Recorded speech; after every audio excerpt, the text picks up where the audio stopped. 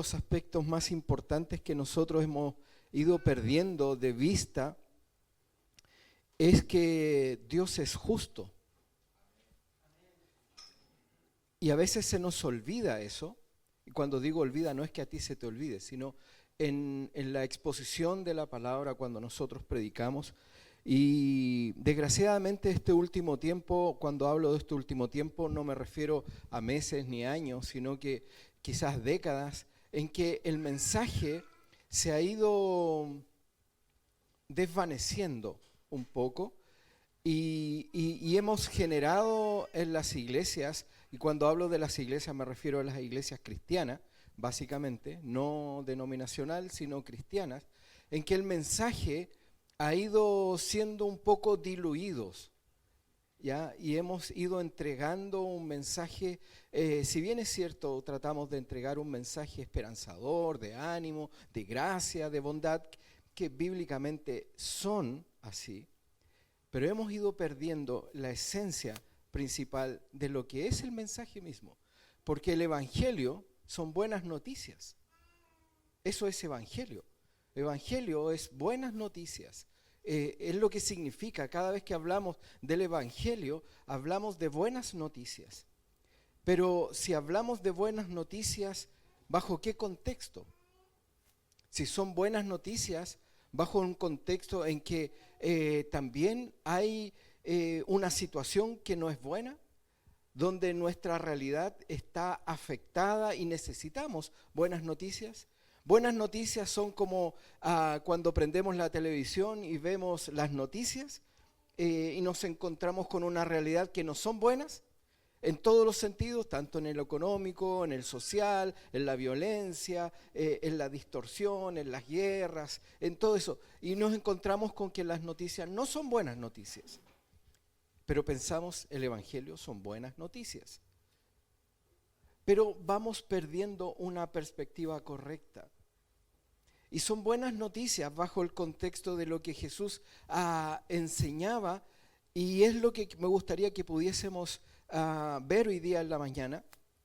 Y yo le pido a Dios que me dé sabiduría en plantearlo de la manera correcta, pero que podamos abrir nuestra mente, nuestro corazón, a una verdad que ha perdido fuerza, ha perdido la intención y ha perdido básicamente el poder. Y se los digo con mucho dolor, digamos. Y nosotros cuando pensamos en salvación, estamos pensando, y Pablo lo decía, en el poder de la cruz, decía, es locura para el mundo, pero para nosotros es poder de Dios. Pero nos hemos encontrado con que la salvación hoy día no es poder de Dios. Es solamente un tema en la iglesia.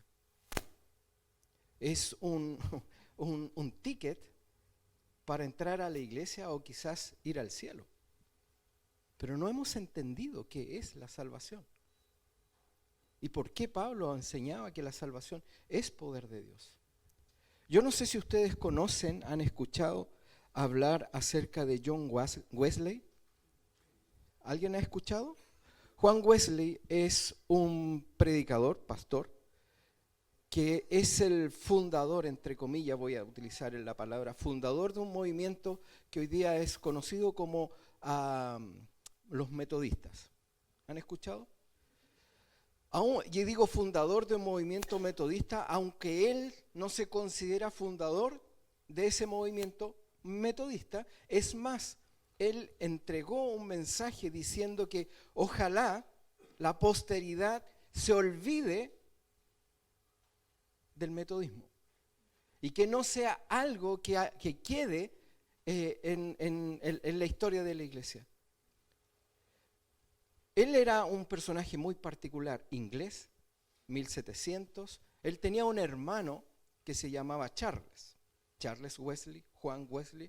Entonces entre los dos formaban mi nombre, Juan Carlos. ¿Ya? Y ellos fueron predicadores muy poderosos en su tiempo. Y ellos fueron influenciados por George Whitefield, que era otro predicador que también predicaba. Pero ¿sabes cuál era la particularidad de ellos? Ellos predicaban en las calles, en un ambiente de Inglaterra donde había mucha pobreza, y cuando hay mucha pobreza también hay mucha delincuencia. Cuando hablo de delincuencia hablo de niveles altos de delincuencia, de robo, todo lo que significa la violencia, las muertes en la calle, algo similar a lo que está pasando hoy día en Santiago. Había mucha promiscuidad, ¿se entiende? ¿Se entiende? La promiscuidad, que había mucha miseria. Y ellos comenzaron a salir a las calles a predicar. Y en el 1730, tanto John, porque ya somos amigos, Charles, ¿ya? Somos muy conocidos, y George, ellos pero dieron un inicio a un periodo de avivamiento en Inglaterra. Ellos eran anglicanos. Anglicanos es la iglesia protestante de Inglaterra. Luteranos, la iglesia protestante en Alemania, ¿ya? Entonces comienza este avivamiento, pero ¿sabes lo que llama mucho y poderosamente la atención? ¿Cuál era el mensaje? Te voy a decir salvación, porque era avivamiento. El mensaje que ellos promovieron y predicaban constantemente era acerca del infierno. Hablaban acerca del infierno. Hoy día tú haces una encuesta y preguntas acerca del infierno, la gente no cree que es verdad. Es más, tú te vas a encontrar que las personas creen que el infierno es lo que nosotros estamos viviendo ahora, que el infierno está en la tierra, que el infierno está en esta sociedad que nosotros estamos viviendo. Entonces, al tener un concepto de infierno, y permítame utilizar la palabra infierno en un mensaje de una iglesia, genera una conciencia de algo. Y cuando tú te das cuenta que el infierno es real, que no es una figura, que no es una caricatura y que no es un cuento, tú te haces la pregunta de ¿y quiénes van al infierno? Y cuando te haces esa pregunta, dices, ¿seré yo? ¿Qué hace que yo pueda decir, me voy a librar del infierno? El infierno es un lugar preparado. Lo vamos a ver un poco más con detención a medida que vamos avanzando en la enseñanza, pero quiero que pienses que Dios es bueno y Dios es amor.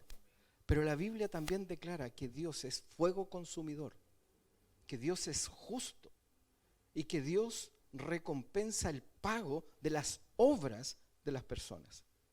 Y vamos a tomar un pasaje que está en Ezequiel, o Ezequiel en realidad, no Ezequiel, capítulo 33.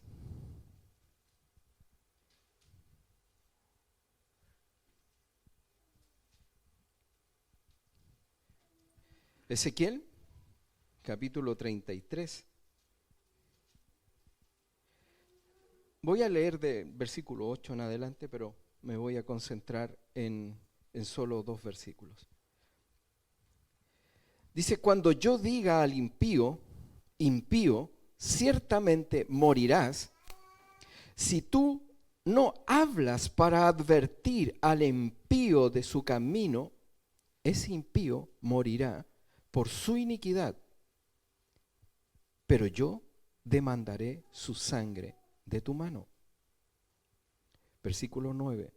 Pero si tú, de tu parte, adviertes al impío para que se aparte de su camino, y él no se aparta de su camino, morirá por su iniquidad, pero tú habrás librado tu vida. ¿Se entiende, verdad? ¿Se entiende?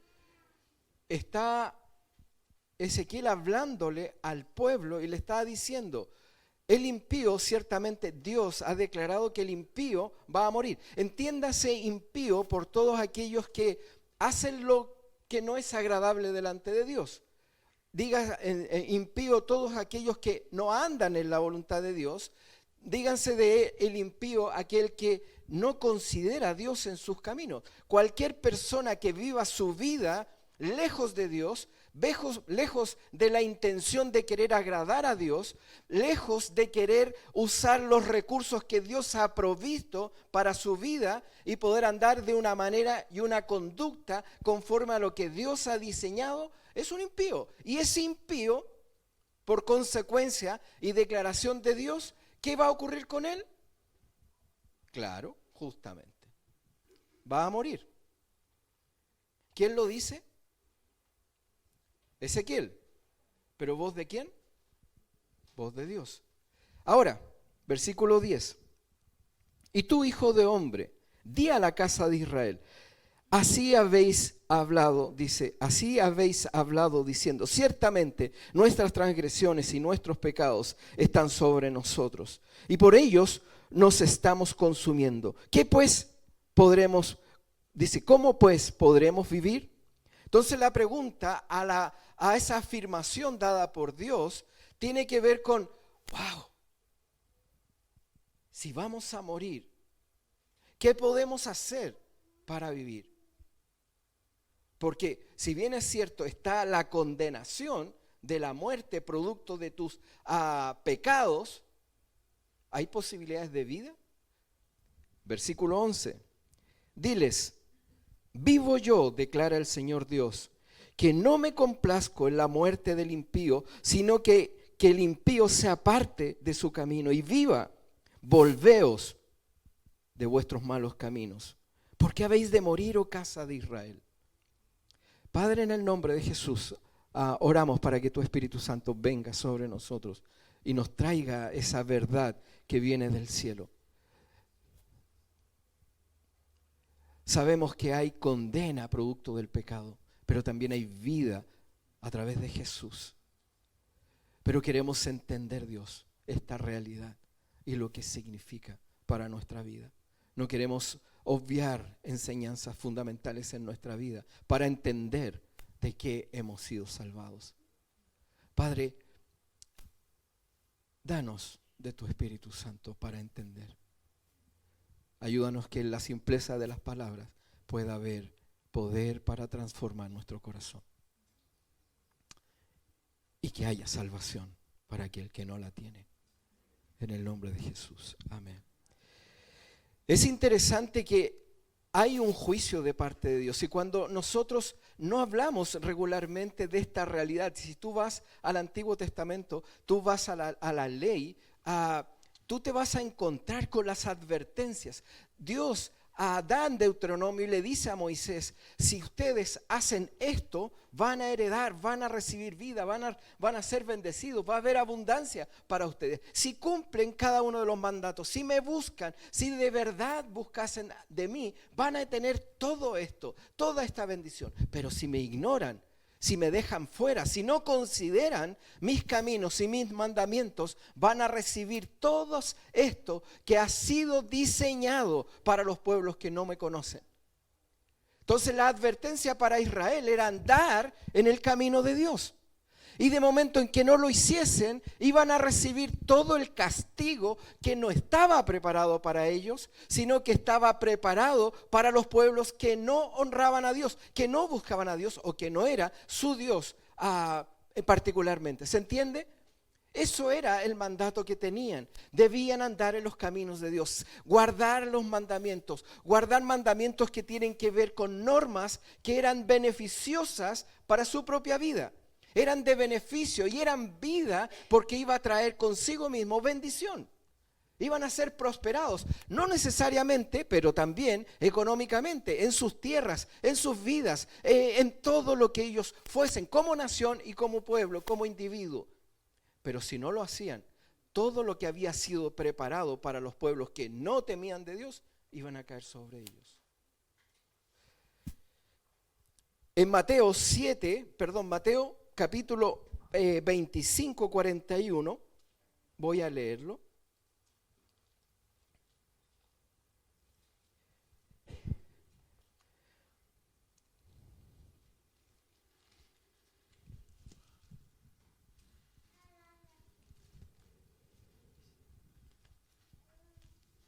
Mateo 25:41 dice así.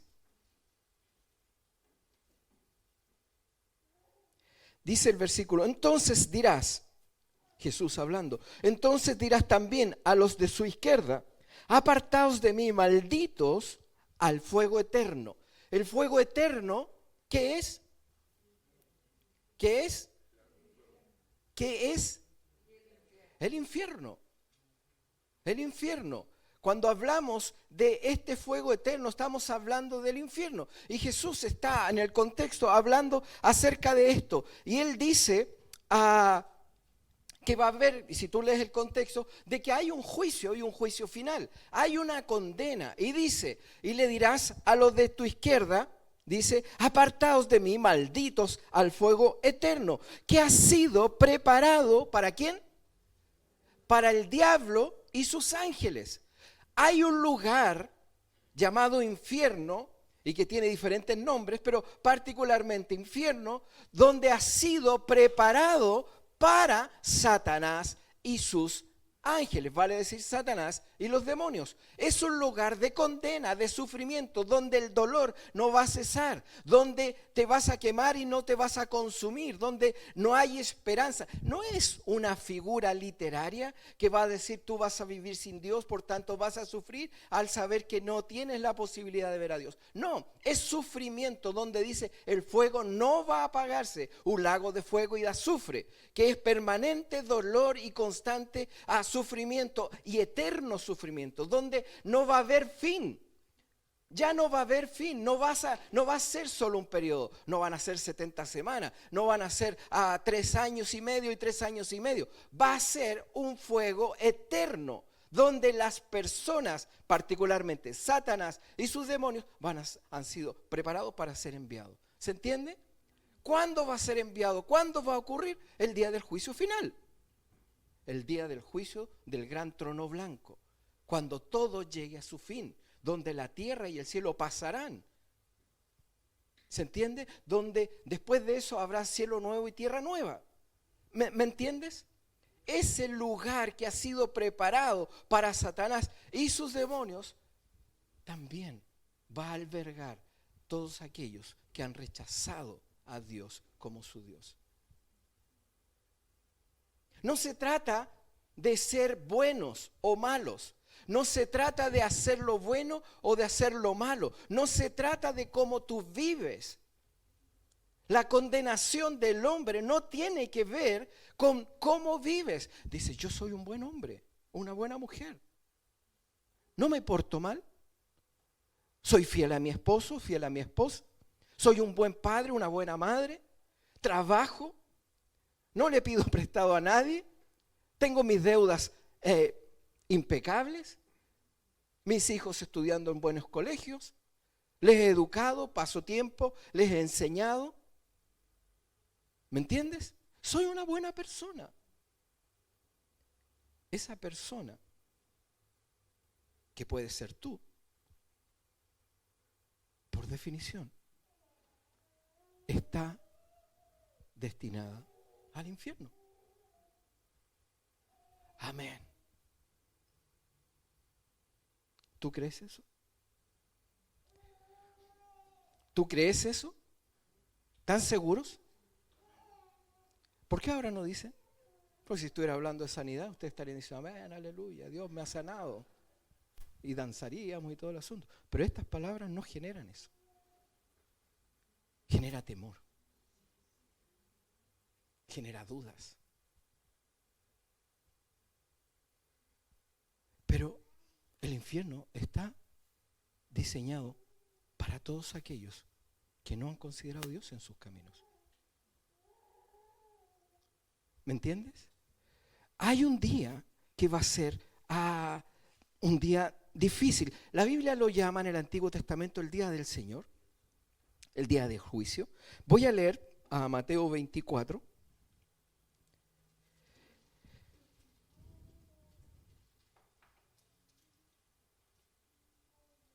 Dice, porque el reino de los cielos es como un hombre que al emprender un viaje llamó a sus siervos y les encomendó,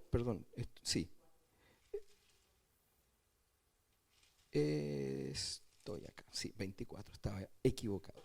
Versículo 15. Dice, por tanto, cuando veáis la abominación de la desolación de que habló por medio del profeta Daniel, colocada en el lugar santo, el que lea entienda, entonces los que estén en Judea huyan a los montes, y el que esté en la azotea se baje a sacar las cosas de su casa, y que esté en el campo no vuelva atrás a tomar su capa. Pero ay de los que están en cinta y de los que están criando en aquellos días. Orad para que vuestra huida no suceda en invierno ni en día de reposo, porque habrá entonces una gran tribulación. Y como no ha acontecido desde el principio del mundo hasta ahora, ni acontecerá jamás. Y si aquellos días no fueran acortados, nadie se salvaría por causa de los escogidos. Aquellos días serán acortados. Entonces, si alguno os dice, mirad, aquí está el Cristo, o allí está, no le creáis, porque se levantarán falsos cristos y falsos profetas, y mostrarán grandes señales y prodigios, para así engañar, si es posible, a los escogidos. Muestra un contexto, hay una realidad que viene. No estamos hablando de figuras literarias. Tampoco vamos a entrar en una clase de escatología ahora, pero estamos hablando de una realidad que ya está próximo a cumplirse. Vienen tiempos difíciles. Vienen tiempos difíciles en que ya no será tiempos difíciles como los que tenemos hoy día, sino que serían días peores. Dice, es más, ay de las que están embarazadas o están criando en esa fecha, en ese tiempo, porque mejor les sería que no ocurriese. Ay, si estás en el campo, no vuelvas a tu casa. Y si tú estás en la azotea, son días terribles todavía, pero no es el fin. Vendrán tiempos complicados y van a haber, dice, muchos que van a predicar y van a enseñar acerca de este es el Cristo, yo soy el Cristo, esta es la salvación, aquí está, ven, y van a dar señales y prodigios. ¿Se entiende? Va a haber milagros abundantes, mucha vida sobrenatural, pero, ojo, dice, a tal punto habrá todo esto que si es posible hasta los escogidos serán engañados. ¿Me entiendes? No estamos hablando de una realidad, chiquillos, y quiero que entiendas esto. Yo sé que uno como predicador, como pastor en la iglesia, tiene que animar a la iglesia. Y tiene que dar buena noticia. Y tiene que entregar palabra de Dios que te edifique. Pero creo que estoy haciendo eso. Pero esta es la verdad también. Nosotros no estamos acostumbrados a escuchar que viene juicio. Y nosotros, los hijos de Dios, también vamos a ser juzgados. ¿Lo sabías?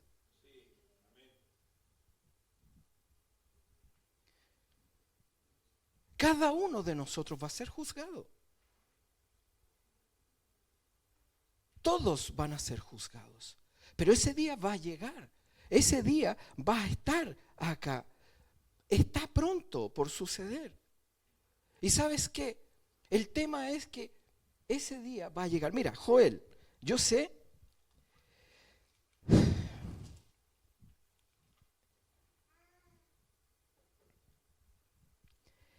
Si tú lees Joel, siempre nosotros utilizamos un pasaje en que en los postreros días vendrá el Espíritu y dice, y hará esto, y esto, y será de bendición. Pero se nos olvida el otro mensaje de Joel.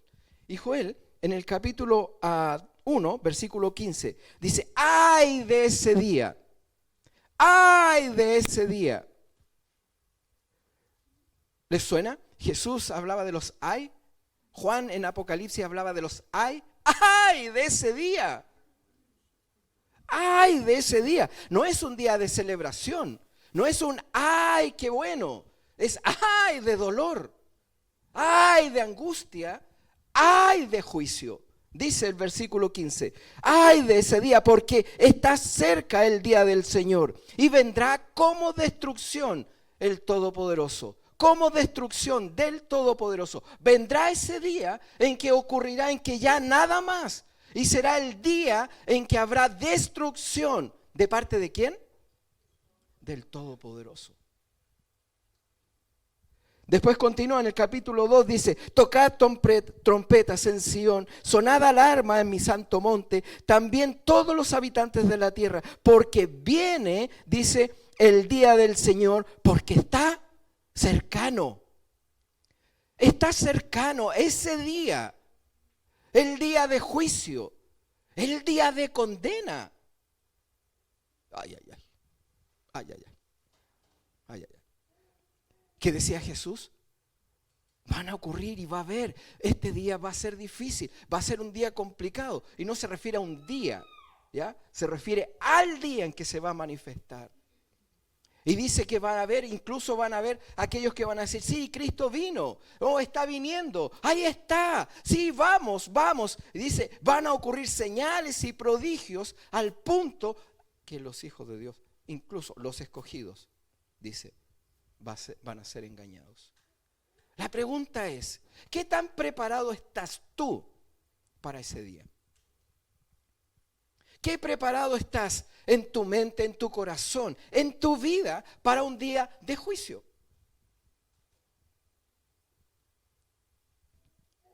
No me hagáis la pata, si también es...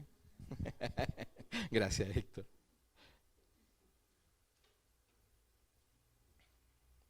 ¿Se entiende? ¿Estás preparado? Tú dices, sí, sí, estoy haciendo cosas buenas.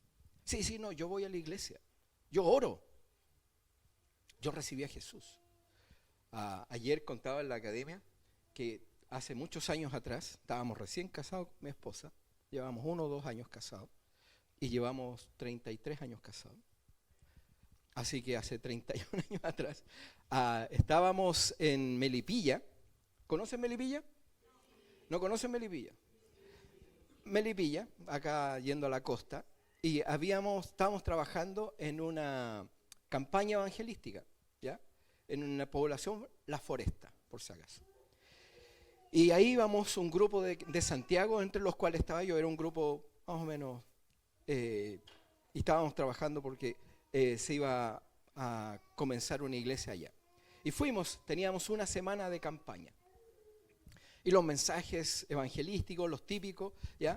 Y después de cada reunión, bueno, en el día nosotros salíamos a recorrer toda la población, todas las calles, compartiendo el evangelio, llevando tratados. En ese tiempo eran tratados, los que somos más antiguos, ¿ya? Tratados, golpeábamos las puertas, parecíamos los testigos de Jehová, más o menos similar, pero no lo hacíamos por condena, sino que lo hacíamos por amor a la gente, ¿ya? Y íbamos casa a casa y después invitando para que en la tarde, tipo 7:30, teníamos la campaña evangelística, había una carpa, lo típico, ¿ya? ¿Han tenido esa experiencia? ¿Cuántos han tenido esa experiencia? ¿Ya? Entonces estábamos ahí en la campaña, en la noche, las canciones y vamos, el mensaje, predicadores. Y dale palo, ¿eh? Nada de compasión, misericordia. Pa, pa, pa, pa, pa. Y después nosotros éramos, ¿cómo se les llamaba? ¿Cómo se llamaba? ¿Consejeros? No eran consejeros. Pero nosotros estábamos preparados para compartir con aquellos que levantaban su mano y pasaban adelante. ¿Se acuerdan? Y formaba parte. Después los llevábamos a una sala y ahí entrábamos con cada uno. Entonces había un muchacho que hallaba 3 días que entraba. Y cuando iba entrando yo le pregunto, oye, ¿tú recibiste a Jesús? Sí, dice, 3 veces. ¿No? 3 veces, él quería estar seguro que estaba recibiendo a Jesús. 3 veces, esta es la tercera vez, ¿ya? Entonces, cuando tú hablas de salvación, muchas veces nosotros asociamos salvación a la oración. Esa oración de salvación. ¿Se han fijado?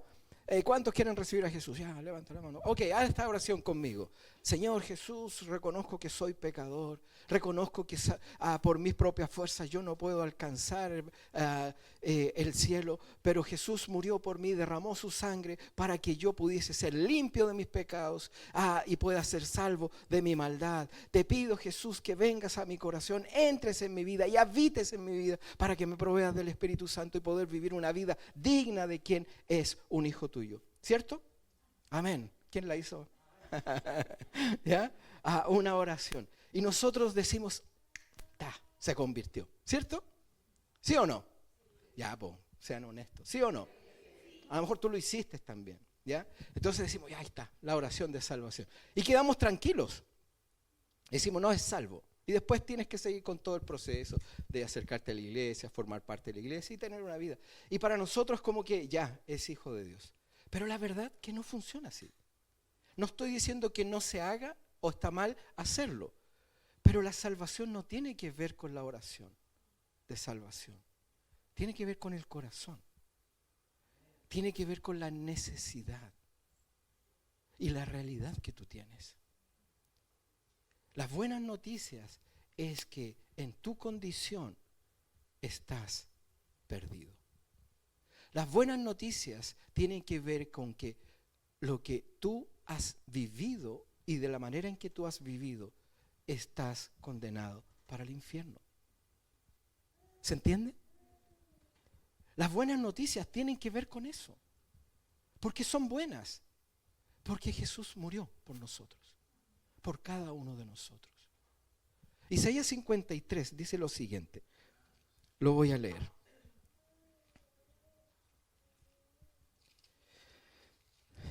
Me imagino que están buscando Isaías 53. Me imagino que lo encontraron. Todo el capítulo vamos a leer. No. ¿Ya? Dice, ¿quién ha creído a nuestro anuncio? Isaías hablando dice, ¿quién ha creído a nuestro mensaje? ¿A quién se le ha revelado el brazo del Señor? Creció delante de él como un renuevo tierno, como raíz de tierra seca. Dice, no tiene aspecto hermoso ni majestad para que le miremos. Está hablando 600 años antes de Jesús y está hablando de Jesús. ¿Ya? Versículo 3. Ni apariencia para que le deseemos. Fue despreciado y desechado de los hombres. Varón, ¿de qué dice? Quiero que empieces a guardar estas palabras. Varón de dolores. Significa que él vivió un constante dolor. Y no hablamos de dolor emocional solamente. Hablamos en todo lo que significa dolor. Físico, emocional, todo. ¿Se entiende? Entonces dice varón, o sea, está definido como un varón de dolores. Alguien que es familiar el dolor en su vida. ¿Se entiende? ¿Se entiende? Dice, varón de dolor y experimentado en aflicción. ¿Hay alguien que es vendedor acá? ¿De profesión? ¿Vendedor? ¿O un ingeniero? Gregorio, perdón. ¿Ya? Gregorio es ingeniero comercial. Estoy en lo cierto, ¿cierto, Gregorio? Y Gregorio trabaja en lo que se preparó. Ingeniero comercial, trabaja en un banco, ¿ya? Ve todo lo que tiene que ver con cuentas y cosas como esa, donde su habilidad es las matemáticas, ¿verdad? ¿Estoy en lo correcto? Yo creo que a lo mejor tú tienes otra profesión y te desempeñas. Párvulo, ¿cierto? Y tú trabajas con niños, en párvulo. Y así, sucesivamente, trabajas en el hospital, porque eres enfermera. ¿Me entiendes? Otros somos pastores porque estudiamos para ser pastor y nos preparamos para ser pastor. Entonces, tiene que ver con la preparación y con lo que haces. ¿Se entiende? Jesús, dolor y aflicción. Esa era su profesión. Estaba destinado, diseñado para experimentar el dolor y la aflicción permanentemente. ¿Se entiende? Él era su profesión. Era esto. Pero no era simplemente él y él, sino tiene una razón. Dice, y como de quien los hombres esconden el rostro, fue despreciado y no le estimamos. Yo no sé si tú has tenido en tu vida dolor, has experimentado el dolor. Yo siempre le digo a mi esposa, los dolores del parto que ella ha experimentado, que ella experimentó cuando iba a dar a luz, ¿cómo se llama esas cositas que dan? Las contracciones, que son dolorosas, y yo veía que perdón, no son cositas, esas cositas que dan, esos retorcijones que dan. Ya, pero qué bueno, esposa, que hiciste ese énfasis. ¿Ya? Que todo ese dolor que ella experimenta, o que las mujeres han experimentado con el parto, vale decir, las contracciones y todo ese dolor, es bueno que lo hayan experimentado para que entiendan lo que nosotros los hombres experimentamos cuando estamos resfriados.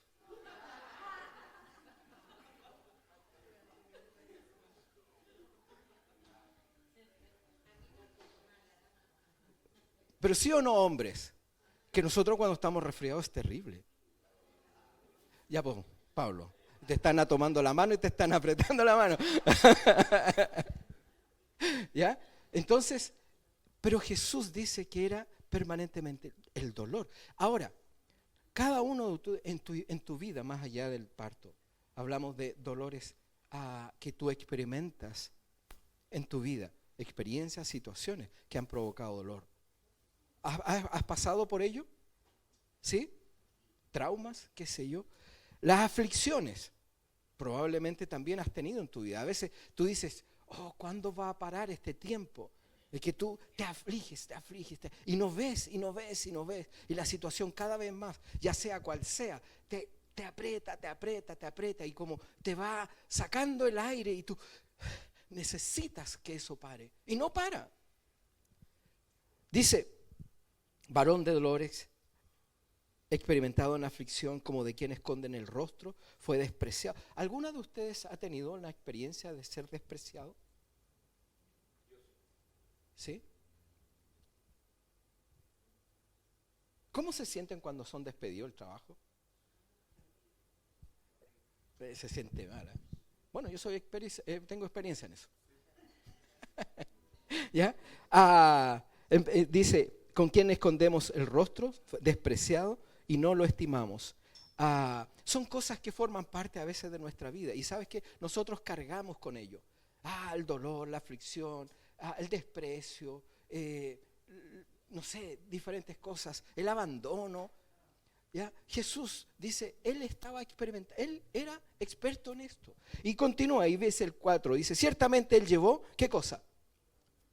¿Qué cosa? Nuestras enfermedades.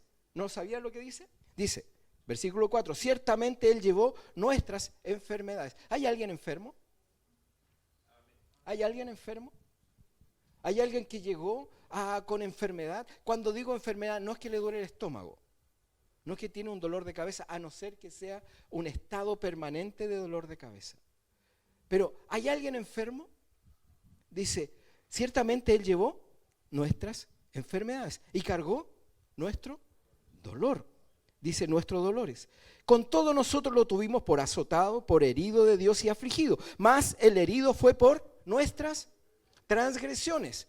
Él fue herido, fue maltratado, fue humillado, fue golpeado por nuestras transgresiones. Transgresiones que nos llevan como consecuencia a la perdición, al infierno. ¿Se entiende?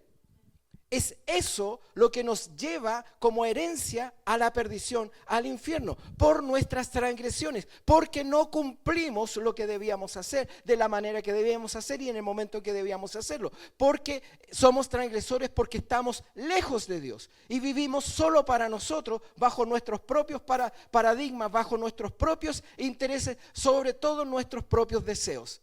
E ignoramos a Dios y dejamos a Dios de fuera. Entonces cualquiera que tenga esta condición de vivir de esa manera es un transgresor, ¿sí?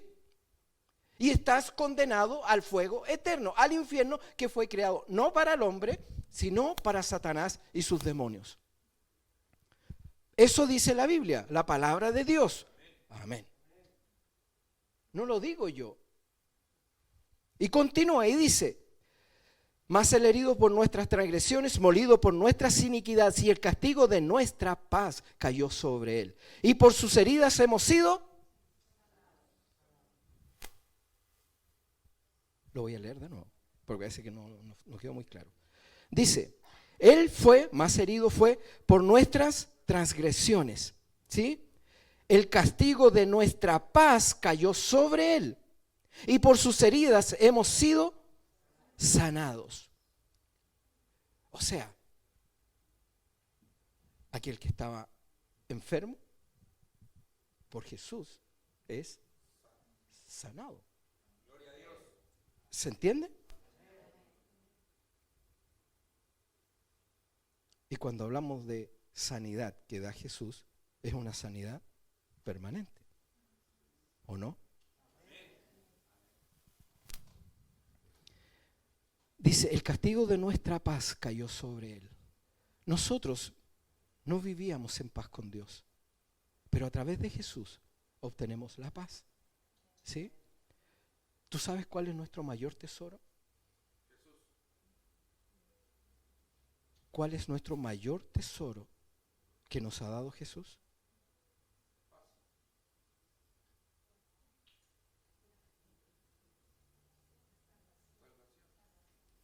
Es la paz. Pero no es la paz para que caminas y dices, ¿ustedes han visto esa publicidad? Bueno, ya antigua, de Armonil, que agarraba el computador, ¿se acuerdan?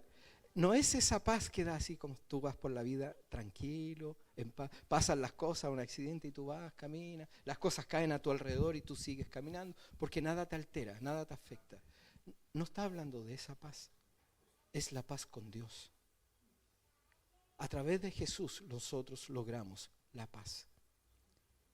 Antes éramos enemigos de Dios, ahora somos hijos y hemos establecido paz entre Dios y yo a través de Jesús. Voy a seguir un poco más, me falta poco. Dice, todos nosotros nos descarriamos como ovejas, nos apartamos cada cual por su camino, pero el Señor hizo que cayera sobre él la iniquidad de todos nosotros.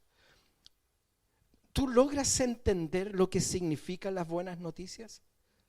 Las buenas noticias en un contexto en que estábamos sin esperanza, donde no es solamente no teníamos esperanza, sino que teníamos el juicio de Dios sobre nosotros, donde producto de ese juicio de Dios, donde estábamos destinados a la condenación eterna, porque eso es lo que ocurre, condenados a un castigo eterno y permanente. Cuando estábamos en ese estado, cuando nosotros no teníamos paz con Dios, nosotros estábamos enfermos del alma, enfermos de nuestras emociones, enfermos físicamente, enfermos nuestra mente, enfermos todos, pero Él cargó nuestra enfermedad. Pero no solo eso, que Él cargó nuestra enfermedad. Él dice que por Él fuimos sanados. ¿Se entiende? La paz ha sido restablecida con Dios a través de Jesús, pero también hemos sido sanados en Él. Y no fue un precio barato, digamos. Él llevó todo nuestro dolor y nuestras heridas y las cargó en la cruz. Al punto en que Dios tuvo que voltear la cara, porque no podía mirar donde estaba toda nuestra iniquidad. ¿Tú has entendido que eras malo? Y que todo lo que tú eras era pudrición. Y que tu justicia, por muy, muy, muy alta que haya sido, no era más que un trapo de inmundicia. Es lo que dice Jeremías, que nuestras justicias son como trapos de inmundicia. ¿Saben lo que son los trapos de inmundicia? Tiene dos aplicaciones. Una, que yo lo asocio a las vendas que usaban los que tenían, no eran gangrenas, los leprosos. Los leprosos usaban estas vendas para firmar sus carnes donde estaba lleno de contaminación. Eso eran trapos de inmundicia. Pero habían otros trapos de inmundicia que usaban las mujeres. Hoy día son llamadas toallas higiénicas. En aquellos tiempos eran trapos. Eso es lo mejor de nosotros. Eso era lo mejor de nosotros. Y eso traía consigo el juicio. Era imposible agradar a Dios por nuestras propias fuerzas. Pero las buenas noticias es que Jesús vino a traer salvación. Jesús no solamente trajo salvación, trajo libertad a la condena futura. Yo no voy al infierno, no porque yo soy bueno, o vengo a la iglesia, o leo la Biblia, o porque estudio. Es porque Jesús murió por mí. Él pagó mis pecados. Y no solamente mis pecados, sino todos los pecados de aquellos que pueden reconocer que Él es el Cristo. Él pagó mis pecados que yo cometí, lo que estoy cometiendo y los que voy a cometer. Pero cada vez son menos, porque Él ha transformado mi vida, transformó mi mente, transformó mi corazón, transformó mi manera de hablar, mi manera de pensar, transformó el quién soy yo. Y eso es el fruto de alguien que se colgó en el madero y que fue experto en dolor y aflicción por mí. ¿Se entiende? Dios es fuego consumidor, pero Dios también mostró su amor. ¿Qué dice Juan 3:16? ¿Te has puesto a pensar en el poder que hay en Juan 3:16? Porque de tal manera amó Dios a lo inmundo, a lo imperfecto, a lo hediondo, a lo que era podrido, a lo que era despreciado, a lo que era injusto. De tal manera amó Dios a esa persona que dio a su hijo. ¿Quién está dispuesto a dar su hijo por alguien en ese estado? ¿Para qué? ¿Para qué? Porque de tal manera amó Dios al mundo que ha dado su hijo para que todo aquel que en él no se pierda. ¿No se pierda dónde? En el infierno. Que no se pierda en el infierno, sino que, ¿se entiende? Es eso lo que significan buenas noticias. Pero las buenas noticias estaban porque eran malas las noticias que habían para nosotros.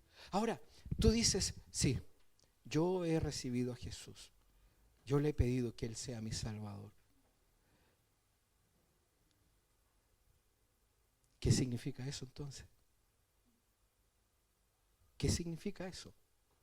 ¿Qué significa eso para ti? ¿Que has sido libertado del fuego eterno? Sí. ¿Pero qué significa aparte de eso? Y es ahí donde nosotros tenemos una laguna. Nosotros somos hijos y somos herederos y coherederos con Cristo, ¿cierto? Amén, amén. Eso es lo que es. Pero también significa que ahora yo he sido sanado. He sido sanado. ¿Entiendes? Ha sido sanado.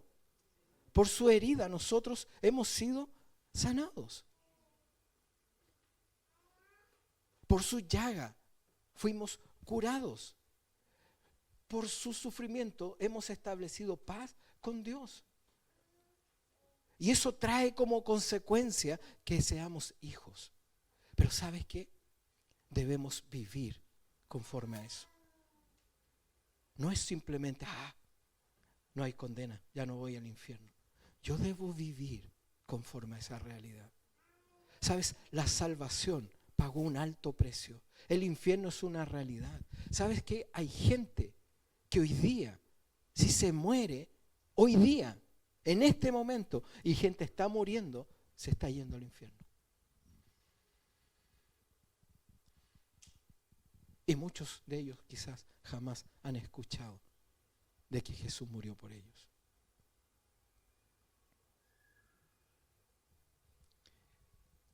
Pero tenemos una iglesia que está ensimismada.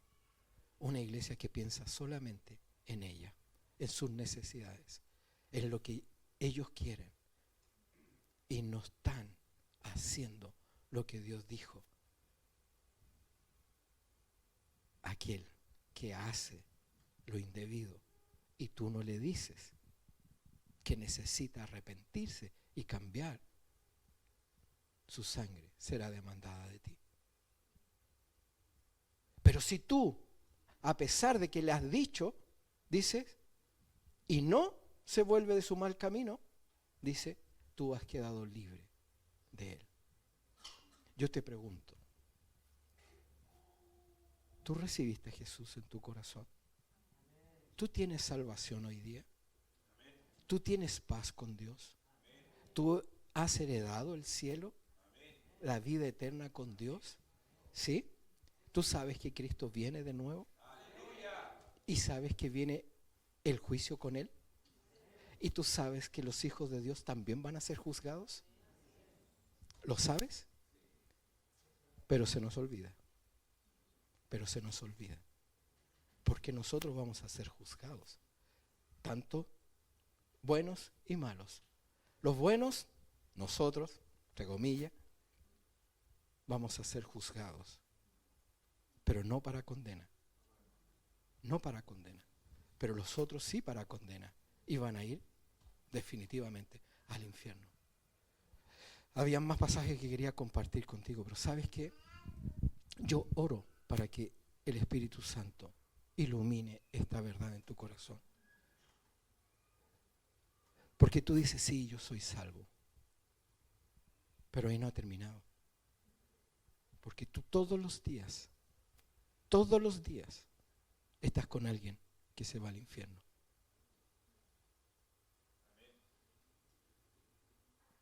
¿O no? ¿O no? Y sabes que nosotros no estamos conscientes. ¿Sabes por qué? Porque no estamos conscientes de que el infierno es real. No estamos conscientes porque nosotros no nos hemos dado cuenta la necesidad que tienen nuestras personas que están a nuestro alrededor. Porque nosotros no vivimos una vida siempre pensando en lo que nosotros necesitamos. Nosotros necesitamos. Y probablemente tú vienes a la iglesia esperando que haya algo para ti. ¿Me entiendes? Pero ¿sabes qué? Tú tienes todo. Tú ya has recibido todo en la cruz. El que murió en la cruz te ha dado todo. Todo, todo. Y ya lo tienes, es tuyo. La sanidad es tuya. La libertad es tuya. La paz es tuya. ¿Me entiendes? El rechazo, y todo lo que leímos, eso ya está. Ahora te pertenece. Jesús te ha sanado de todo ello. Te ha libertado. Tienes un nombre y tienes una herencia con Él. Pero hay gente que hoy día no lo tiene. Ponte de pie.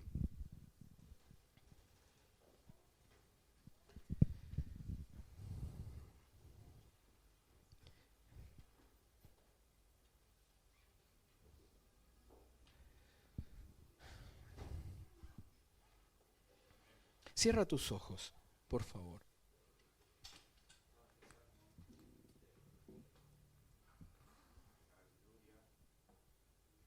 Cierra tus ojos. Señor Jesús, reconozco que soy pecador. Reconozco que he pecado. Reconozco que estoy lejos de ti. Pero también reconozco que tú moriste en la cruz por mí. Que tu sangre fue derramada para limpiarme y lavarme de toda maldad y pecado. Yo reconozco que soy pecador y necesito de ti. Yo te recibo en mi corazón. Yo abro mi corazón para que entres y habites en mí. Quiero ser tu hijo. Quiero establecer esta nueva relación contigo. Recibo tu perdón. Recibo tu sanidad. Recibo tu libertad. Recibo, Dios, la paz que tú entregas en mi corazón. La vida en abundancia que tú das, yo la recibo porque tú has muerto en la cruz por mí. Ven, establece tu vida en mí. Restablece la paz con Dios. Quiero ser un hijo de Dios. Cierra tus ojos. Yo no te voy a pedir que levantes tu mano ni que vengas adelante, pero si tú has orado lo que acabo de decir, permite que el Espíritu Santo venga sobre ti y recibe la salvación que solo Jesús puede dar, el perdón de pecados, la buena noticia que vas a heredar el cielo, que vas a estar con Él un día.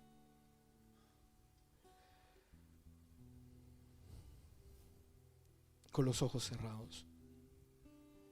Quiero orar por cada uno de los que estamos acá. Padre, en el nombre de Jesús, yo oro por tu iglesia. Pero no oro yo porque tenga un poder especial, sino que oro, Dios, para que tu presencia venga sobre nosotros, trayendo esta realidad de la cual nosotros hemos sido liberados. Que tu Espíritu Santo abra nuestro entendimiento y nuestro corazón para saber que somos tus hijos y que necesitamos vivir conforme a eso.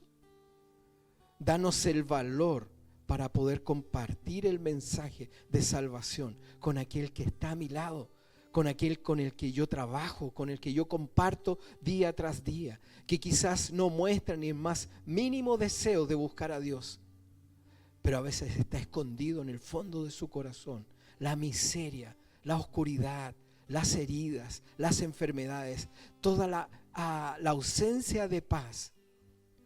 Danos el valor de hablar de aquel que dio su vida por nosotros.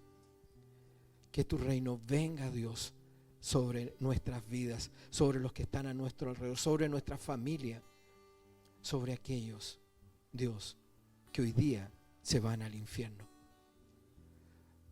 Tú eres bueno, pero también, Dios, justo. Y tu justicia demanda el castigo del pecado. Ten compasión, Dios, de nosotros para poder compartir tu palabra. Como decía Pedro, el Señor no retarda su venida, sino que Él es paciente, queriendo que todos se arrepientan. ¿Yo quiero la muerte del impío? No.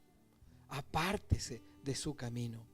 Apártese de su camino y venga a Dios, porque Él será abundante en perdón y restaurará la vida de cada uno de ellos como la ha restaurado la de nosotros.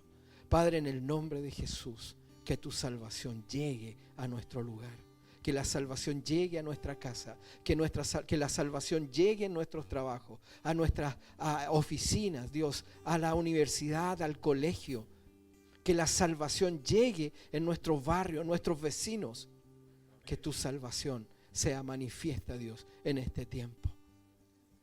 En el nombre de Jesús. Amén y amén.